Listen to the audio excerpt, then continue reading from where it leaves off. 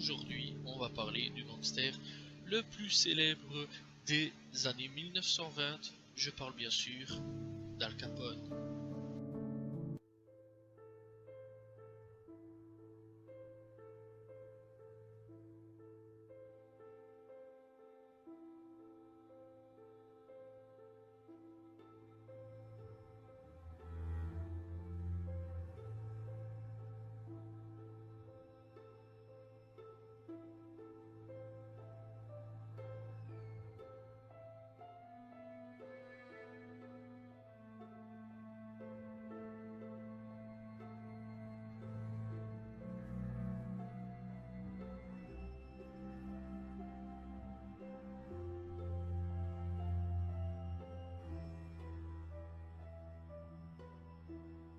Alphonse Capone ou Alfonso Capone en italien dit Al Capone, eh bien il est né à Brooklyn, New York le 17 janvier 1899 et il est mort à Miami en Floride le 25 janvier 1947. Al Capone c'est l'un des plus célèbres gangsters américains du XXe siècle. Voilà, et lui dans tout ça, c'est vraiment un homme très connu. Voilà, d'ailleurs il y a beaucoup d'histoires sur lui. Et il est surnommé Scarface, dit Balafré, et il a fait clairement fortune dans le trafic d'alcool de contrebande durant la prohibition dans les années 1920. Alors, c'est quoi la prohibition, tout simplement? Eh bien, c'est quelque chose qui a été interdit de 1920 à 1930, voilà, tout simplement. Eh bien, cette chose, c'est l'alcool. Voilà, donc, interdiction, tout simplement, de fabrication d'alcool, de transporter de l'alcool, de la vendre, de l'importation ou exportation. Voilà, toutes les boissons alcoolisées ont été interdites, tout simplement, donc, dans les années 20 à 30. Voilà, peut-être même un petit peu plus. Faudrait que je fasse des recherches à ce moment-là.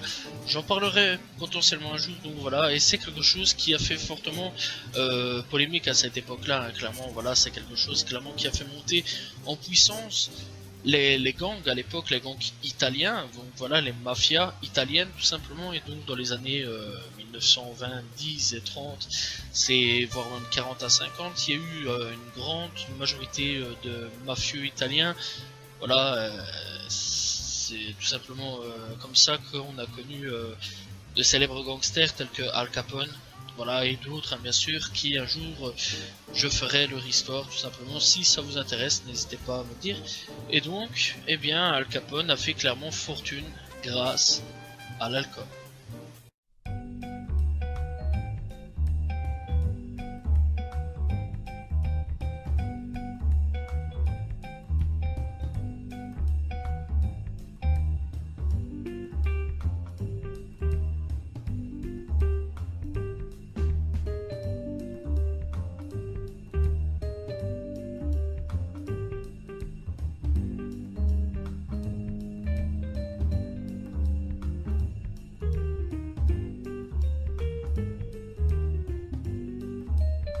Tout d'abord, revenons un petit peu aux origines de Al Capone avec ses parents, tout simplement. Donc on va parler tout simplement de ses parents qui sont originaires de Naples, fuyant la misère de leur pays natal.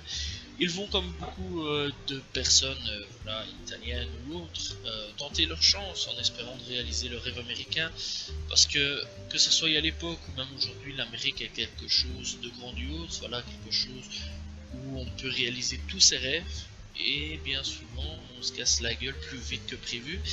Donc voilà, et qu'est-ce qui va se passer pour son père et sa mère, donc clairement.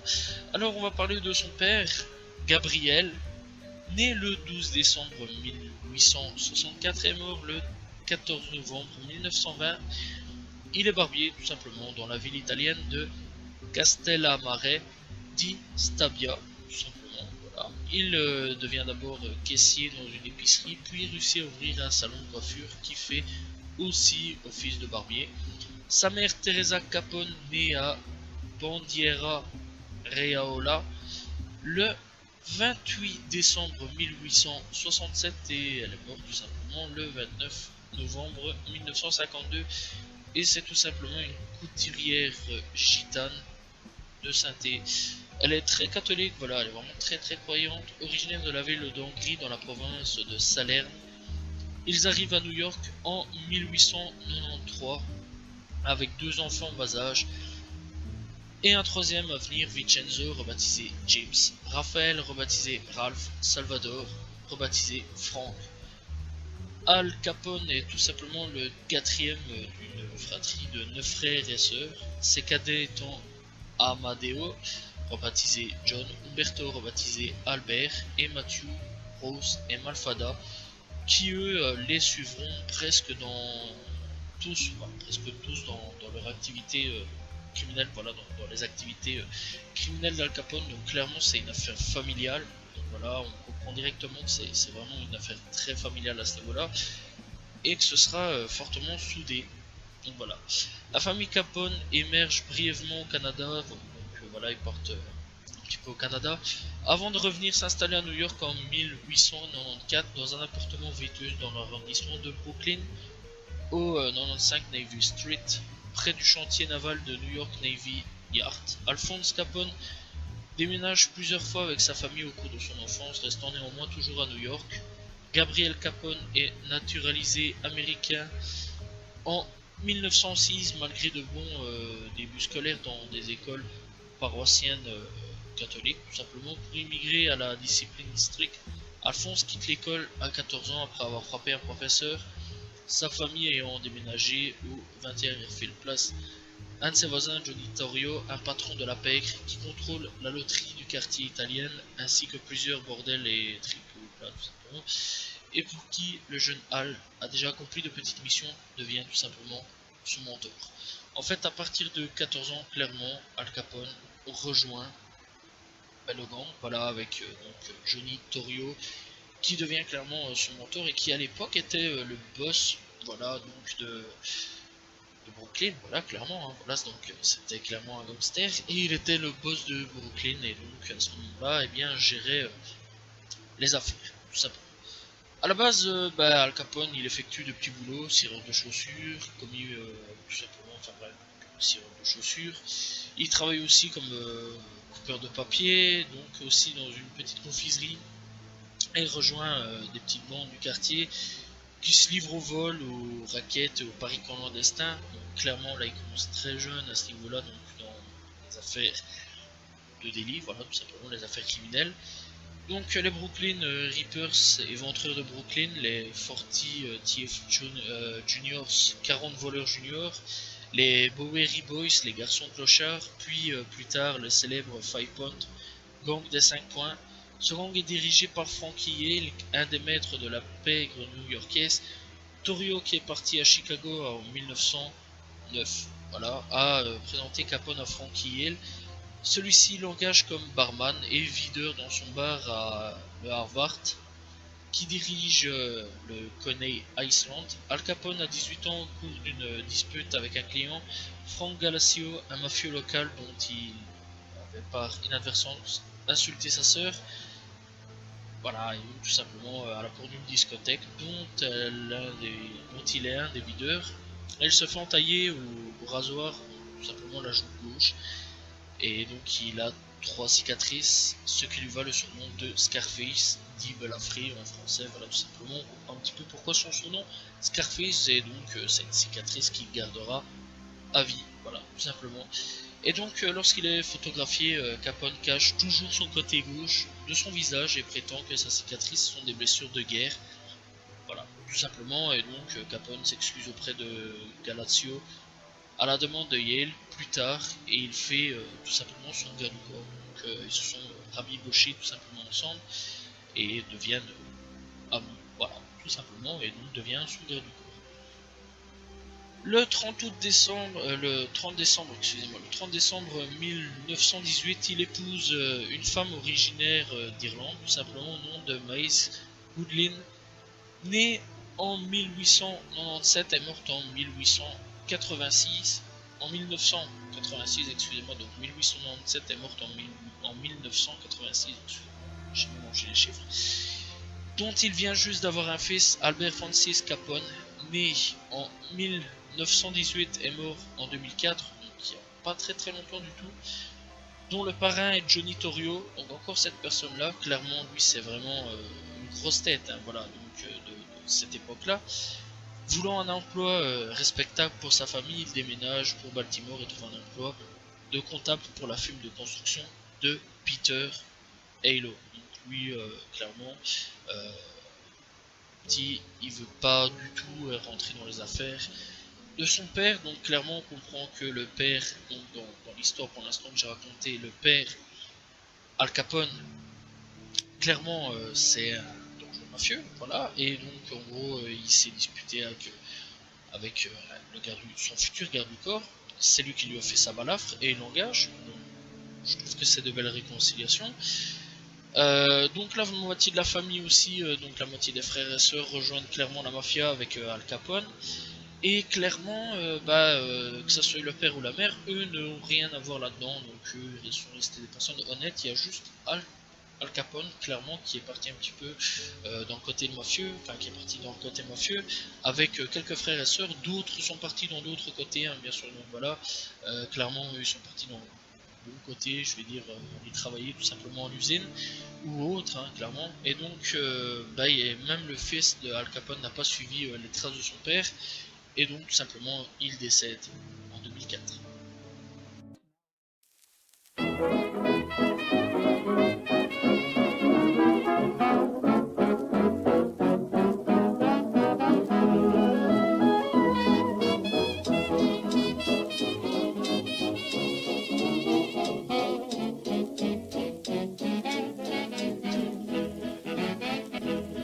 Même si Al Capone a quitté l'école à l'âge de 14 ans, il ne baignait pas non plus trop dans le crime. J'avais bien dit qu'il était dans des gangs, dans certains gangs, mais il baignait pas trop encore dans le crime, voilà. Il faisait encore des travaux honnêtes, voilà. Et c'est bien à la mort du père d'Al Capone, mort le 14 novembre 1920, maladie cardiaque, à l'âge de 55 ans, que les activités d'Al Capone légitimes, je vais dire, s'arrêtent. Et à ce moment-là, avec la disparition de l'autorité parentale, il commence sa carrière de bandit. Donc Torrio le contacte, lui indiquant que Chicago est un terrain quasiment libre, donc dans les gangs et dans la mafia, et il l'invite à rejoindre sur place. C'est à Chicago que Capone collabore avec Torrio, commence une ascension vers le plus haut sommet de la sphère du crime organisé. À l'arrivée d'Al Capone, l'organisation de Torrio est déjà une affaire très rentable, rapportant 10 millions de dollars par an grâce à la bière, aux jeux et à la prostitution. Le gang compte entre 700 et 800 hommes. Al Capone commence en bas de l'échelle comme un rabatteur. À l'entrée d'une maison close, c'est probablement là qu'il rencontre Jack Guzik, membre d'une famille juive s'occupant de proxénétisme. Il se lie rapidement d'amitié avec Guzik et devient le trésorier de l'organisation. L'estime que Capone porte à Guzik se remarque fortement en 1924 lorsqu'un braqueur nommé Joe Howard fait une remarque antisémite en leur présente et Capone l'abat sur le champ de 6 balles devant témoins dans un salon de South Wabash avoue. Capone sera interrogé par le procureur adjoint de l'État William M.C. Swinging, mais relâché faute de preuves tout simplement. Tous les témoins semblent soudainement souffrir de troubles de mémoire, tout simplement, et donc en 1922, Capone ayant aussi montré ses bonnes dispositions, devient le bras droit de Torrio et est rejoint par son frère Ralph. Al Capone devient le patron du 4-2 et associé de Torrio et reçoit un salaire de 25 000 dollars par an. En 1923, poussé par l'élection de William E. Daver, maire peu coopératif qui avait fait ermer 7000 bars, tout simplement, clandestin, et Torrio et Capone pas trop n'appréciant pas du tout cette chose-là, et bien préfèrent déplacer leur quartier général du 4-2 jusqu'à Hawthorne à Cicero, dans la banlieue de Chicago, et donc hors de la juridiction du maire de Chicago. Et donc, clairement, comprend vite que Capone commence à monter assez rapidement en fait. Voilà, en fait, il a clairement commencé de rien du tout, à bras droit. Il se fait clairement un pote assez donc Jay Cushing assez proche, voilà, donc juif tout simplement, et clairement il est prêt à défendre ses intérêts sur beaucoup de choses. Et clairement on a bien remarqué que donc faut pas oublier qu'au tribunal les gens ont oublié, à mon avis il a dû clairement les acheter, voilà, donc il a dû vraiment les acheter pour pouvoir être libre et continuer ses activités illégales.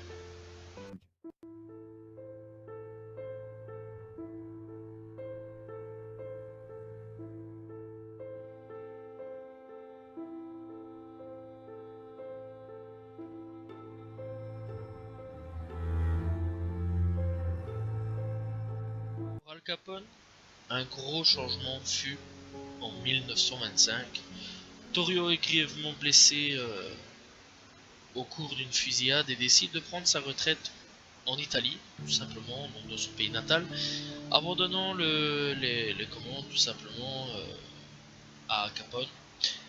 Clairement, bah, la guerre est assez impitoyable à ce moment-là, hein, clairement, donc il abandonne tout le monde et il laisse tout le navire clairement à Capone. Et bah, ses adversaires à l'époque étaient Bugs Moran et Hemingways, ainsi que l'instauration sous sa férule d'une corruption organisée, tout simplement des autorités locales qui assurent une renommée internationale. En 1925 commence le règne d'Al Capone sur Chicago. Alors clairement, donc, ouais, on comprend direct qu'il y a de la corruption, clairement, voilà, il y a de la corruption qui se fait au niveau des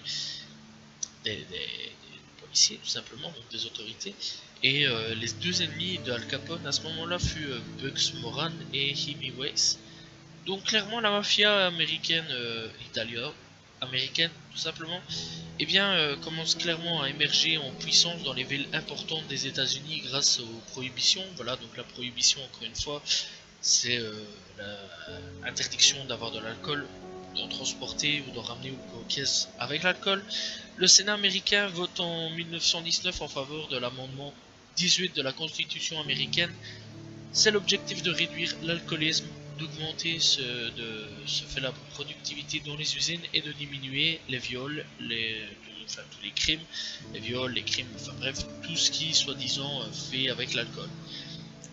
Donc la prohibition eh bien, est mise en vigueur et entre en vigueur le 17 janvier 1920. Le nom de l'amendement est tout simplement, le nom s'appelle Volstead Act, dit loi Volstead, du nom du représentant du Minnesota Andrew G. Volstead, tout simplement. Donc le mec bah, s'appelait Andrew G. Volstead, c'est donc lui qui a clairement fait passer cette loi-là le 17 janvier 1920.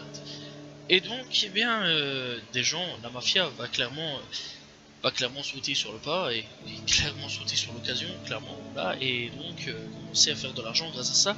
Et c'est comme ça qu'est à peu près née la grande mafia italiano-américaine. Donc italo-américaine, voilà, donc tout simplement, et c'est à ce moment-là qu'on entendit parler des plus grands gangsters américains existants dans notre monde, voilà, et donc ce qui fait aujourd'hui qu'on connaît des grosses têtes d'affiche telles que Al Capone, Torrio ou autres, donc voilà. Et clairement, bah, le premier défi de Capone doit faire face à la prise en main de la ville de Cicero, commune limitrophe de Chicago. L'occasion se présente lors de l'élection municipale en 1924 qui oppose le démocrate Rudolf Hurt à la République Joseph Z. Clenha.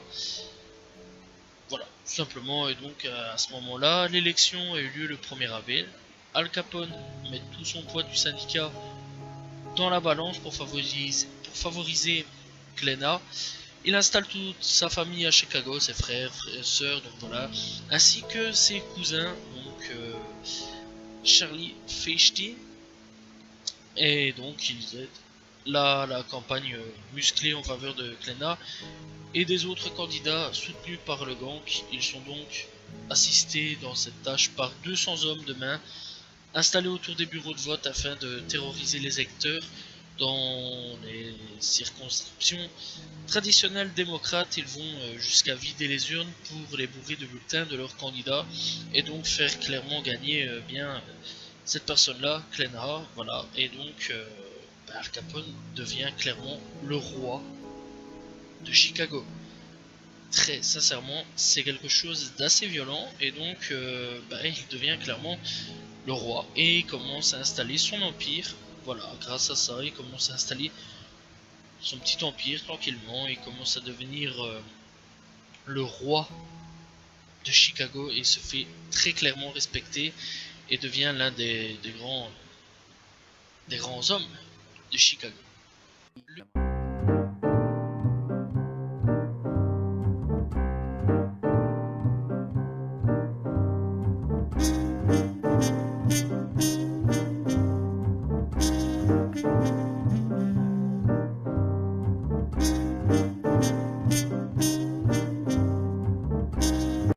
début de la fin pour Al Capone.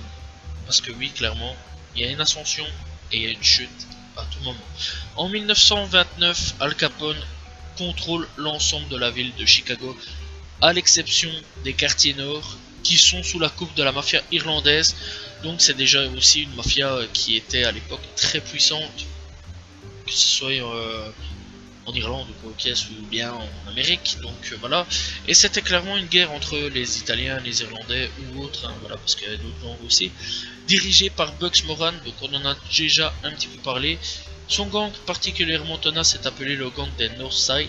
Al Capone, qui convoite de contrôler la ville tout entière, met en place une opération probablement imaginée par Jack M. Seeger pour éliminer Bugs Moran et les membres clés de son gang au quartier nord. Al Capone quitte Chicago pour la Floride, laissant l'exécution du plan à la charge de McGurn, se taillant pour se faire un alibi parfait. Donc voilà, clairement, lui, il voulait vraiment ne pas être sur le coup. Voilà, lui, il voulait clairement se laver les mains. Donc voilà, c'est pour ça qu'il est parti. Le quartier général de Moran était le garage de la SMS Cartage Company au 2122 North Clark Street. Al Capone doit être certain que Moran et ses hommes sont tous réunis avant d'agir pour amorcer le piège. Il demande à un braqueur de cargaison de Détroit de proposer à Moran de lui vendre un camion de whisky, tout simplement de contrebande, venu tout droit du Canada, et Moran accepte de l'acheter et demande qu'on lui amène le camion au garage à 10h30 du matin le 14 février, jour tout simplement de la Saint-Valentin. À l'heure dite, au lieu de lieu et place du camion, ce sont 3 hommes portant l'uniforme de la police de Chicago et des mitraillettes Thompson qui se présentent accompagnés de 2 hommes en civil. Leur voiture traverse les ports du garage. Il y a 7 personnes, 6 membres du gang et un respectable occultiste de Chicago dont le seul crime est clairement d'aimer fréquenter des gangsters. Les membres du gang ne s'en inquiètent pas outre mesure, voilà, tout simplement, et pendant cette descente de police, pseudo-descente de police, on leur ordonne de s'aligner face au mur, puis les policiers, qui sont clairement des hommes de Capone, ouvrent le feu en tuant tous les experts en balistique, retrouvent par la suite entre 80 et 100 balles de calibre 45. Bugs Moran est le chef du clan visé par l'attaque, mais qui miraculeusement ne s'était absolument pas trouvé sur les lieux au moment du massacre. Donc clairement il a vraiment eu de la chance. Seul Capone, donc il déclara clairement seul Capone tue des gens comme cela, et clairement ça commence à signer un petit peu la fin du gang de Northside. Voilà, et donc Al Capone régna seul en maître sur Chicago, et il gagna clairement le truc. Contrairement à la plupart des autres chefs de gang, il ne se contente pas de vendre de l'alcool illégal, mais fait tuer ceux qui ne se soumettent pas à son pouvoir. Le massacre de la Saint-Valentin connaît un retentissement immédiat, clairement, voilà, donc ça fait vraiment parler de lui, et démontre la violence d'Al Capone, qui jusque-là bénéficia de la bonne image de celui qui déclara lutter au nom du peuple contre les excès de la prohibition. Il apparaît comme la plus grande menace pour la société et devient clairement l'ennemi numéro 1 de toute l'Amérique. Donc à ce moment-là, on comprend très bien que Al Capone, de personne aimée il devient clairement l'une des personnes les plus détestées. Voilà, et à partir de là, eh bien, il y a eu une fausse arrestation.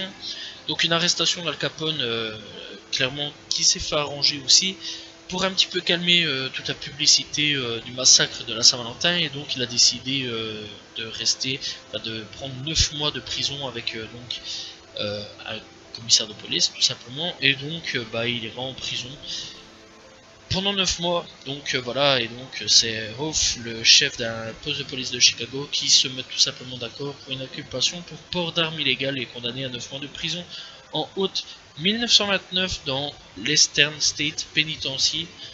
Voilà, pénitencier tout simplement, et donc il fait aménager sa cellule de façon assez luxueuse tout simplement, et donc il est libéré après 10 mois de prison.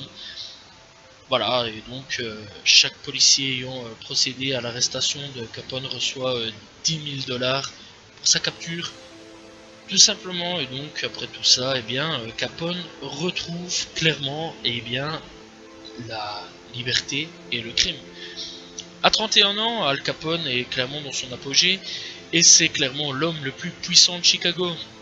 Grâce à ses revenus tirés des rackets, du proxénétisme, prostitution, etc. Bref, tout ce qui fait la contrebande. Il peut corrompre aussi les policiers, les juges, les politiciens de Chicago. C'est le début clairement de la grande crise des années 1930. Partout dans le pays, les entreprises font faillite et les sommes folles sont englouties par la bourse, et qui s'effondre le 24 octobre 1929, entraînant à sa suite le marché financier du monde entier. Début 1931, alors que la crise s'aggrave, des milliers de chômeurs se trouvent dans la rue de Chicago. Al Capone saisit l'occasion de combattre son image d'ennemi public numéro 1 et ouvre une soupe populaire à South State Street pendant le mois d'hiver, le jour de Thanksgiving, et donne alors à manger à plus de 5000 personnes. Ces preuves de bonne volonté contribuent à améliorer clairement son image du people américain clairement connu. Voilà, et d'ailleurs il passera même dans la couverture du Times Magazine. Voilà, magazine qui fut clairement très connu. Voilà, et donc dans 1930 il passa tout simplement dans cette revue là pour avoir fait cette chose là tout simplement. Donc clairement de mec ennemi numéro 1, il est passé clairement à tout le monde.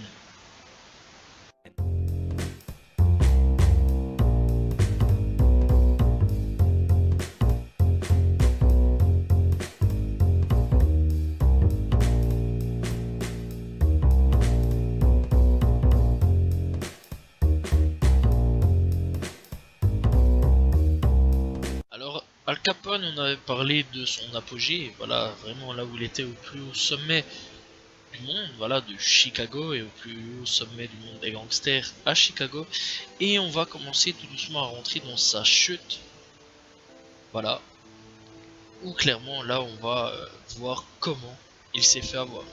Alors il faut savoir en fait que, donc, encore une fois, je l'avais dit, il était rentré dans le New York Times en 1930, et un petit groupe de patrons de Chicago qui ne souhaitait pas trop de publicité à ce niveau-là, n'avait pas trop apprécié la chose, et on fait une demande au président Herbert Hoover de lutter contre le gang d'Al Capone, qui nuit au développement économique de Chicago et risque de devenir de plus en plus incontrôlable.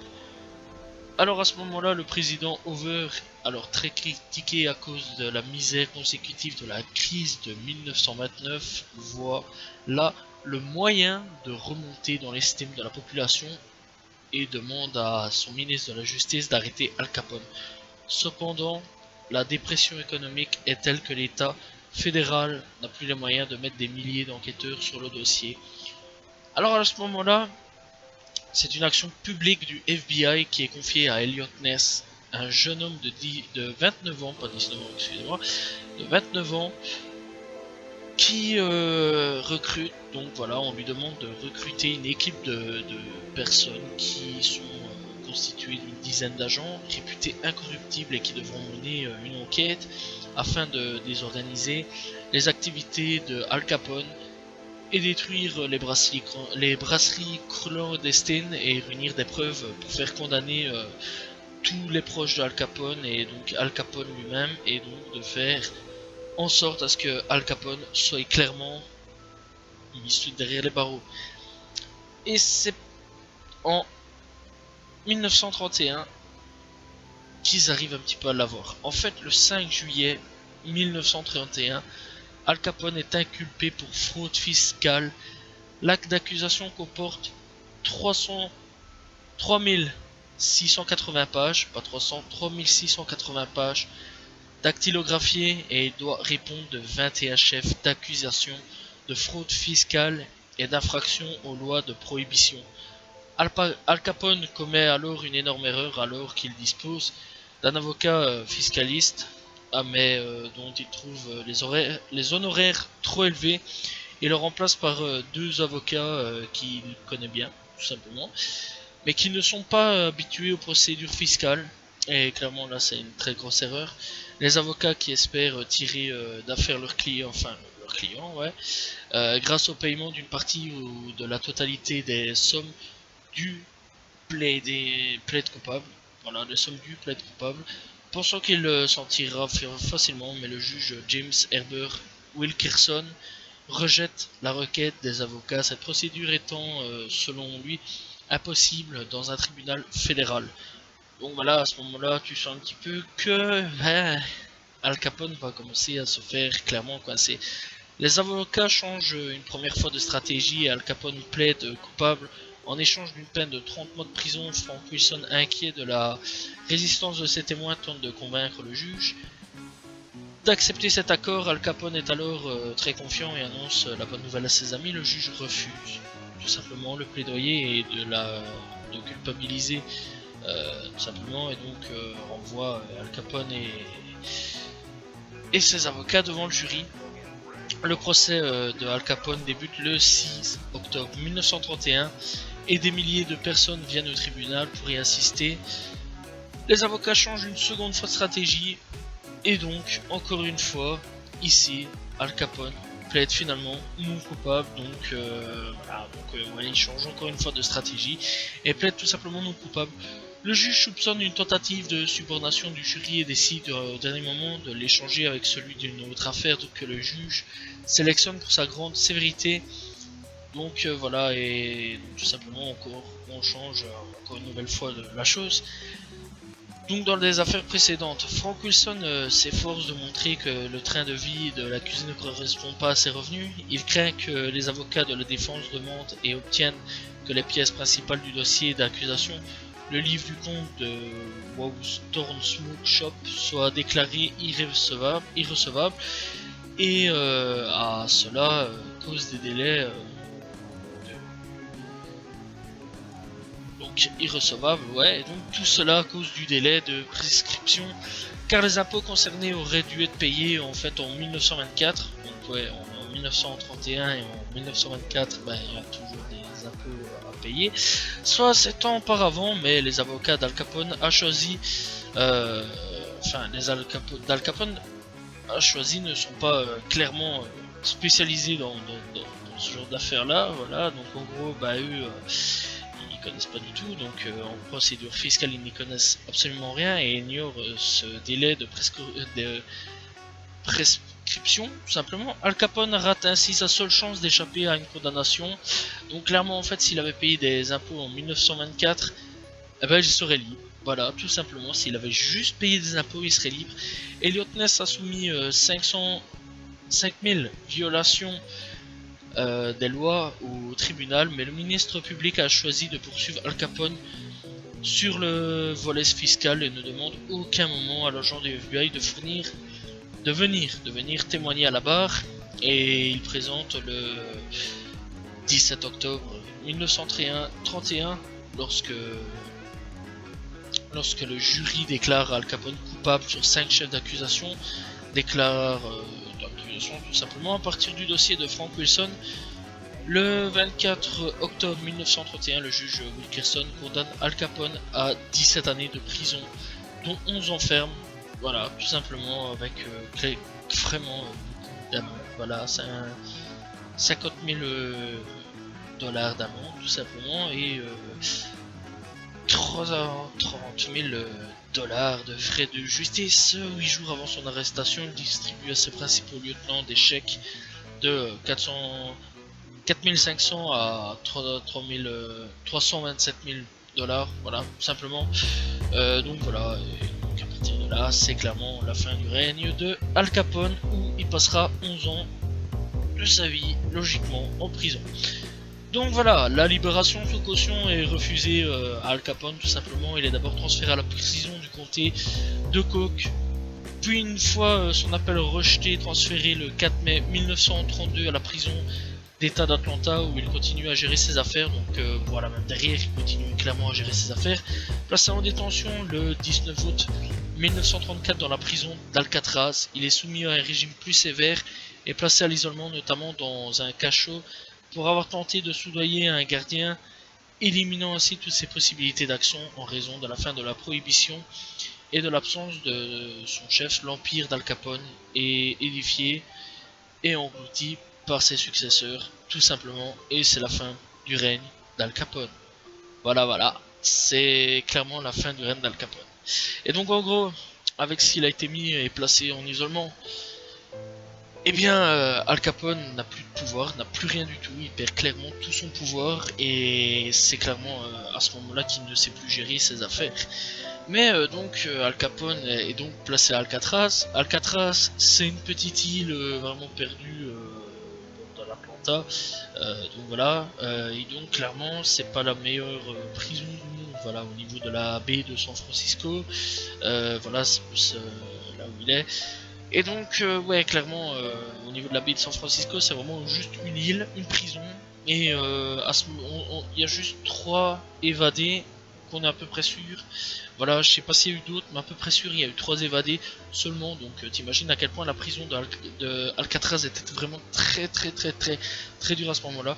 Bon, bref, Al Capone, Al Capone, clairement, donc on va continuer un petit peu son histoire. Donc Al Capone ayant contracté la syphilis dans sa jeunesse, son état s'aggrave en détention, évoluant en neurosyphilis, qui détériorise sa santé physique et mentale.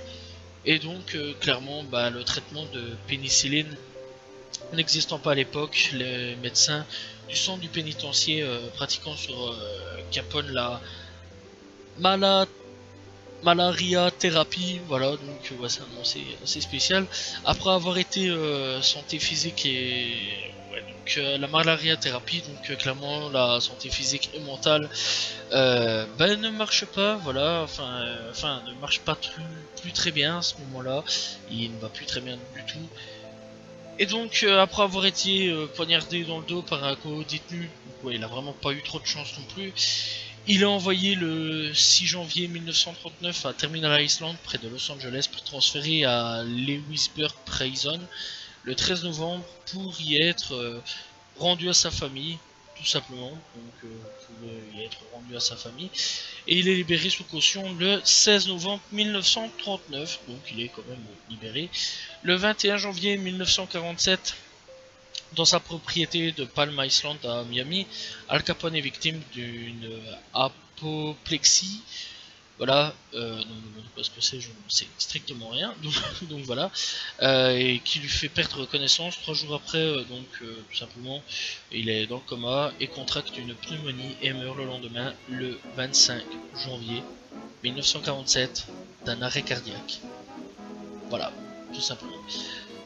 Et donc Al Capone est tout d'abord inhumé sur Mount Oliver cimetière à Chicago, après auprès de son père Gabriel et de son frère Frank. Mais en mars 1950, ses cendres sont transférées au cimetière de Mount Carmel, près de Chicago, où reposent de nombreux gangsters. Et clairement, c'est la fin du règne d'Al Capone. Voilà, donc il a quand même été en prison, il a quand même été poignardé, il a quand même été malade avec la syphilis et puis neurosyphilis, voilà, parce que c'est une maladie qui peut évoluer. Il s'est fait poignarder, il a quand même survécu, il a quand même été en prison, il a quand même eu des sorties sous caution, et donc il a vécu une restant de vie un petit peu plus tranquille, je vais dire, mais pas très longtemps non plus. Et donc clairement, c'était l'histoire de Al Capone, l'une des histoires les plus longues, je pense, au niveau du gang, des gangsters, au niveau de la mafia. Clairement, c'est vraiment l'un des piliers du gang. Voilà, c'est la fin de cette histoire et de cette vidéo. J'espère que vous l'avez apprécié. Alors, je sais que j'ai dû sûrement faire 2-3 fautes sur certaines choses, je suis tout à fait désolé, c'est ma toute première vidéo sur ce truc là, sur ce genre d'histoire là. Voilà, j'essaierai de m'améliorer clairement parce que bon, j'ai un peu du mal sur certains mots, sur certaines choses de co-caisse. C'est vrai que c'était assez long au niveau des choses à lire et tout ça, parce que bon, c'est assez long quand même. Donc voilà, soyez un petit peu indulgents sur ce coup là. J'essaierai de m'améliorer, hein, voilà, comme j'essaie de le faire quand je parle d'une histoire de rap ou co-caisse. Voilà, je suis heureux de l'avoir fait, je suis content de me lancer sur une nouvelle histoire, une nouvelle chose à pouvoir expérimenter, voilà. Et puis bah ça fait longtemps que je voulais parler d'histoire, chose vraiment intéressante de l'histoire qui s'est passée dans le monde, voilà. Et donc bah c'est ma première histoire et les prochaines fois je parlerai d'un mec ou d'une guerre ou qu'est-ce qui s'est passé. Et ou alors un champ de bataille ou qu'est-ce, bref vraiment des trucs assez marquants dans l'histoire du monde. Et clairement bah j'espère que ça va aller. Donc voilà. Et donc bah, on se retrouve demain pour une nouvelle vidéo. Tout simplement. N'hésitez pas à vous abonner, liker, commenter, partager. Je ferai d'autres histoires. N'hésitez pas aussi à proposer que ce soit un gangster, une personne ou n'importe quoi. J'essaierai de faire des recherches random sur internet. Ne vous inquiétez pas, voilà. Tout simplement, n'hésitez pas à vous abonner pour suivre d'autres vidéos. Je parle de rap, de films, de séries. Je fais du jeu vidéo, je parle de jeux vidéo, donc voilà, d'anciens fins de jeux annulés, je parle de manga, théorie manga, bref tout ça, tout ce qui est manga, et maintenant bah, je parle d'histoire, tout simplement. Bref, j'espère que vous appréciez l'histoire de Al Capone, voilà, on se retrouve demain pour une nouvelle vidéo, salut tout le monde, ciao ciao.